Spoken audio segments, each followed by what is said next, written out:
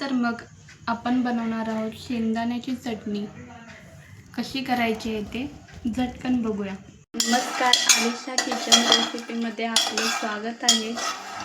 आज आपण बनवणार आहोत शेंगदाण्याची चटणी. त्यासाठी शेंगदाणे भाजून घ्यायचे आहेत. शेंगदाणे खरपूस भाजून झालेत तर आपण त्याला असं करून ते वरचं काढून घेऊया.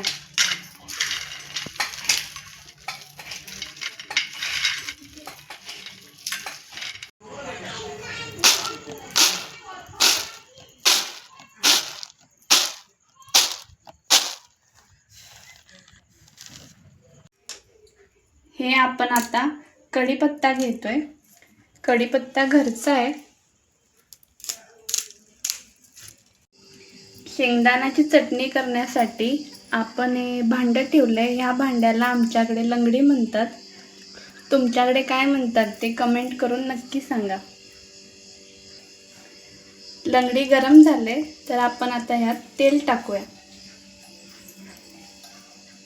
तेल गरम झालं आहे. आपण आता मोहरी टाकूया.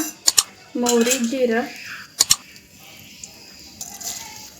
मोहरी जिऱ्याची टक्कर लागली की फोडणी मस्त खमंग होते.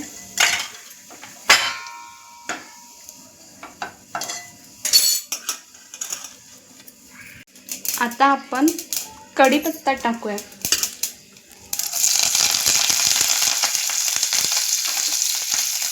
परतून घ्यायचंय चांगलं.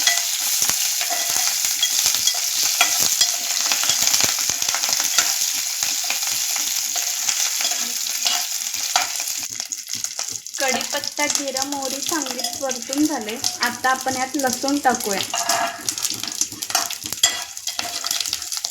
मंद आचेवर चांगलं परतून घ्यायचंय जेणेकरून ते खाली लागलं नाही पाहिजे.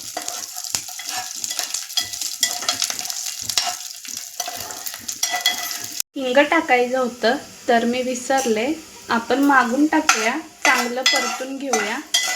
त्याने काही होत नाही, होते व्यवस्थित. हिंगाने स्वाद चांगला येते. शेंगदाणे भाजून थंड व्हायला साईडला ठेवले होते सालं काढून, तर ते आपण आता यात टाकूया.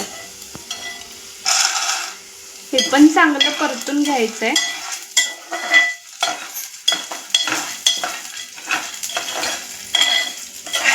यात आता घरचं लाल तिखट टाकूया. चांगलं मिक्स करायचंय, परतून घ्यायचंय मंद आचेवर. आपण यात आता लगेच मीठ टाकूया. हे पण चांगलं मिक्स करून घ्यायचंय. चवीनुसार मीठ घ्यायचंय. हे अशा प्रकारे तयार झालं आहे. तर आपण चॉपरने बारीक करून घेऊया.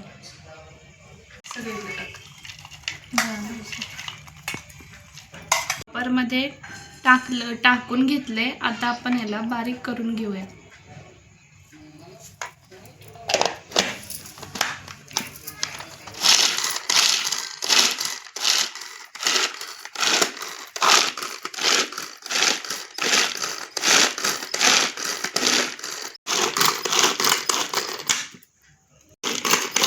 बारीक झालंय का आता बघून घेऊया.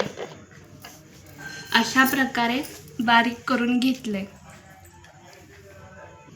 जास्त मोठं नाही करायचं, जास्त बारीक पण करायचं नाही. मीडियम साईज मध्ये ठेवलं आहे. आता आपण एका प्लेटमध्ये काढून घेऊया. असं हे तयार झाले.